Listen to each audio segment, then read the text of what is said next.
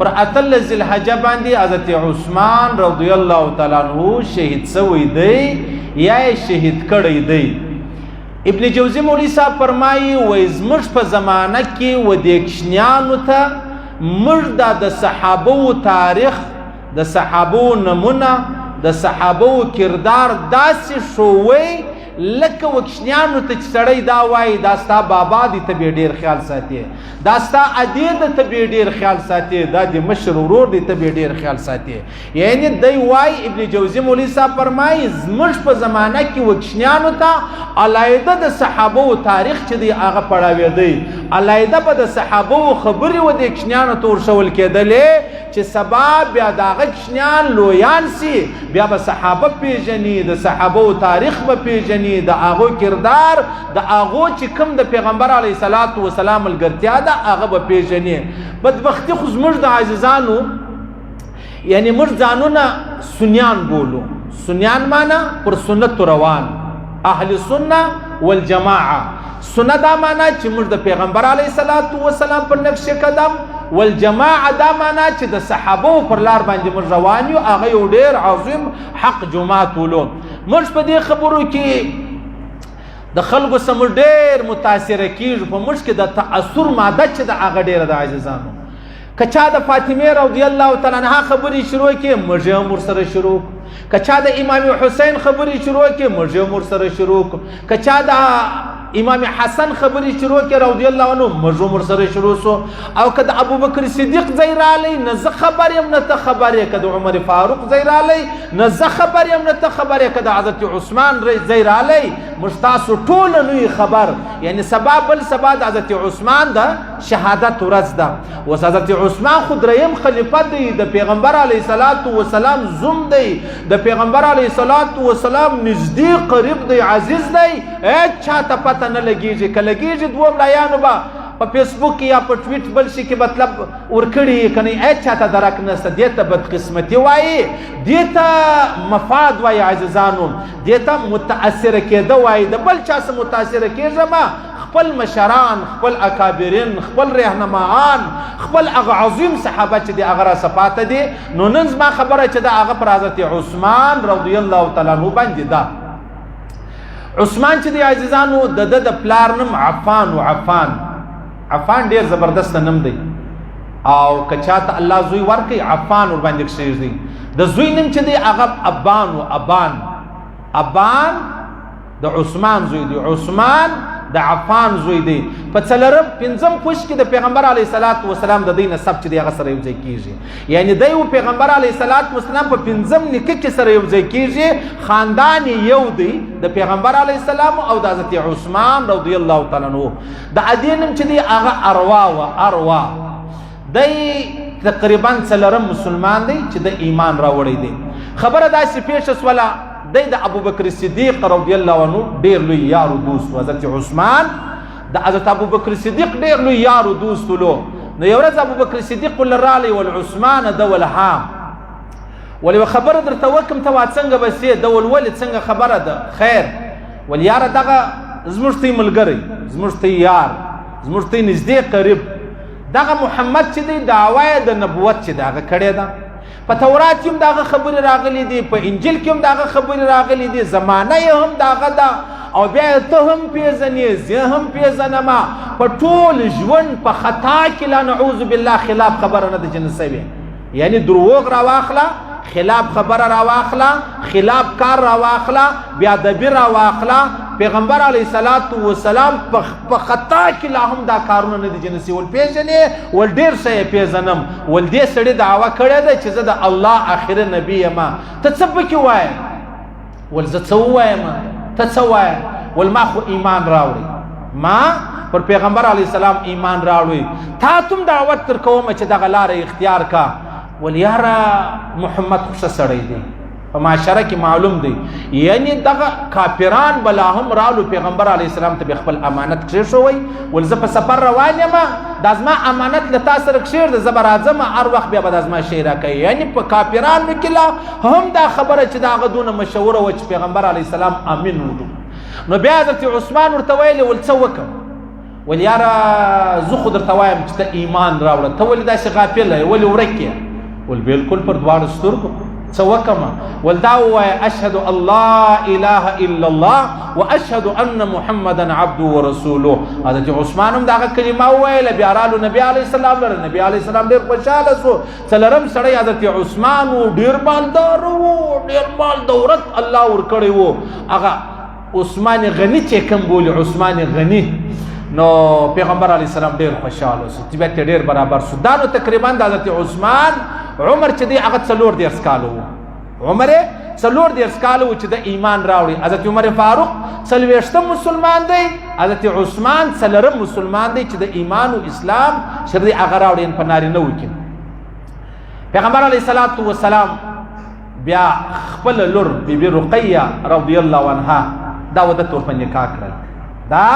ودته ور په نکاح کړله. نو بیبي رقیه د کور والا وا بیا چې کله د بدر جنگولو،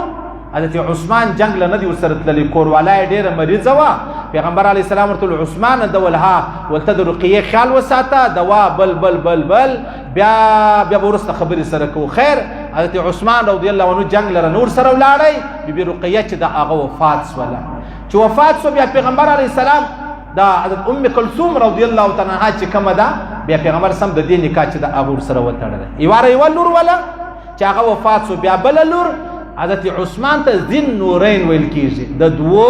نور مالک، نور د دوو انوارات مالک. یو نور بیبي رقیه، بل نور ام کلثوم د پیغمبر علیه السلام لور. صحیح شو. حضرت عثمان رضی الله تعالی عنہ 12 کاله خلیفه و، 12 کاله په 12 ورځې کم. 6 کاله ډېر زبردسته تیر سولو، 6 کاله ډېر زبردسته ښه ژوند تیر سو. دا 6 کاله چې دی هغه څه انتشار جوړ سو، څه پریشانی جوړه سوه، څه جنګونه جوړ سو. لویه بنیادي خبره دا وله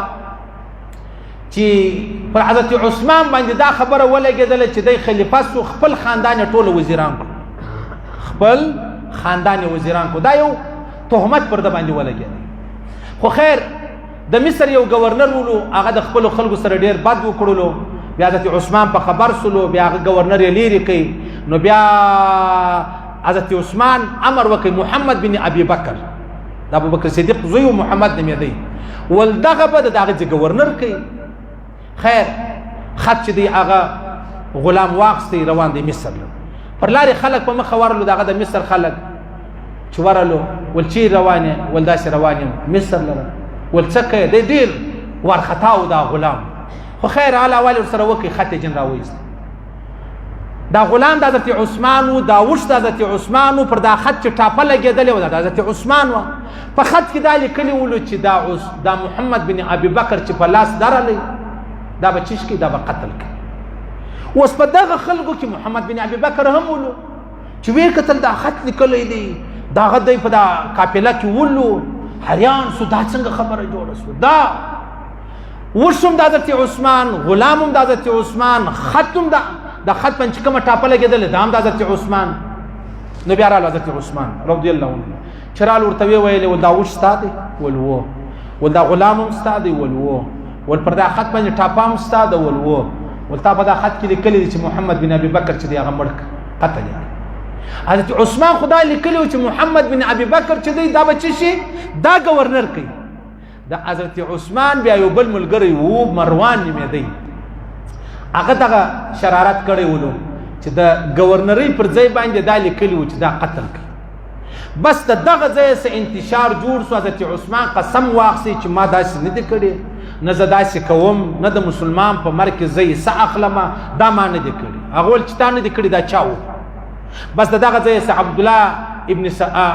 سبا چې و هغه یهودي و،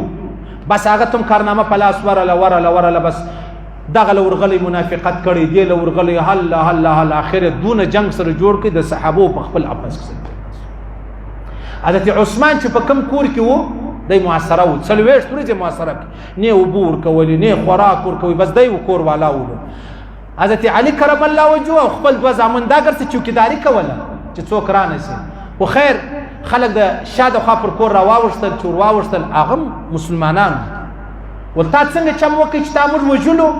دول ما دا کار نه دی کړی ول تا کړی دی څنګه ور ستا دی غلام ستا دی خط ستا دی ټاپه ستا ده او دا خبره ستا نه ده او د رښتیا حضرت عثمان نه وکړه په مابینځ کې منافقانو خبره چې دا هغه کړې وله نو حضرت عثمان رضی الله تعالی عنه د جمعې ورځ وه 18 سنه ذوالحجه وه 15 سنه هجري وله د اته کال عمر و روزه یې هم وله په دا ورځ خوب لیدلی پیغمبر اسلام ته ویلي عثمانه دولها ول روزه مات به نن زموږ سره کوې روزه مات به دې نن زموږ سره یم خلک ور واوښتل چې ور واوښتل دی ناستو قرآن یې وایي فسیکفیکهم الله والسمیع العلیم پر دغه ځای باندې چې رالو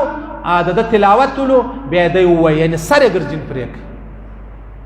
بیا د ده کور والا نایله وه هغې لاس ورته ونیوی هغه یې په تور ووایي دا لاس یې ور پرې کوي خو خیر حضرت عثمان نارې شو چې امیر المؤمنین چې دی هغه شهید شو بیا بد حال جوړ شو پریشانۍ جوړې شوې د مسلمانانو په خپل اپس کې د منافقانو په شرارت د منافقانو په یو لوی چل حضرت عثمان شهید شو د ده دوه غلامانو هغه یې ورسره شهیدان کړو بیا د ده په جنازه کې ټوټل تقریبا 19 کسان شریکان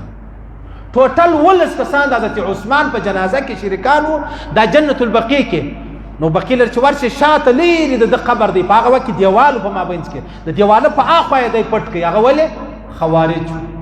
هغه ولې منافقانو چې دی د قبره څه ونه باسي د ده جسد د ده لاش د ده صورت وینسي هلته پټ دی ښخ کوي د شپې ښخ کوي چاته نور معلوم چې دی چیرې پټ سلو بیا ډېر عمر بعد ښکاره سوه چې د ده قبر چې دی هغه دا دی خو خیر الله رب العزت د ابد الاباد پر ده باندې رحمتونه ووري الله یې د ده درجې بلندې کړي الله یې د ده شهادت په خپل دربار کې قبول کړي الله یې د قیامت په ورځ د ده شفاعت زموږ نصیب کړي د ده شفاعت دی الله په خپل دربار کې زموږ په باره کې وکړي هغه دې الله قبول کړي الله دې موږ ته توفیق راکړي د دې پر نقش قدم د دې پر لاره د دې پر سنتو باندې موږ ته ژوند میلاو شي او الله دې موږ توفیق راکړي د دې سره وفا وکړو بې وفایي ونه کړو اوس که بل حضرت امام حسن وایاوه د وشانو د غویانو بلار نه کېدلی که امام حسین وایي د غویانو بلار نه کېدلی پسې حلالېدل که حضرت علي کرم الله وجهه وایي د غویانو بلار نه کېدلی حضرت عثمان دی هېچ چا یې پوښتنه نه ده کړې نه زه په خبر یم نه ته په خبر صحیح صورت د خپله وسه پورې څوک د قرآن تلاوت کولی شي یوه سپاره 10 سپارې یو پوره قرآن یو سړی خیرات کولی شي یو سړی پسه حلالولی شي هر څه چې کولی شي د حضرت عثمان په نامه یې وکړه نامه دا معنا چې یاره زموږ امام و زموږ خلیفه و زموږ صحابي و د پیغمبر علیه السلام زوم و زموږ ورباندې ایمان دی دا زه په ده پسې چیش کوم زه خیرات کوم زه دا درته وایم ته چې اوس مسجد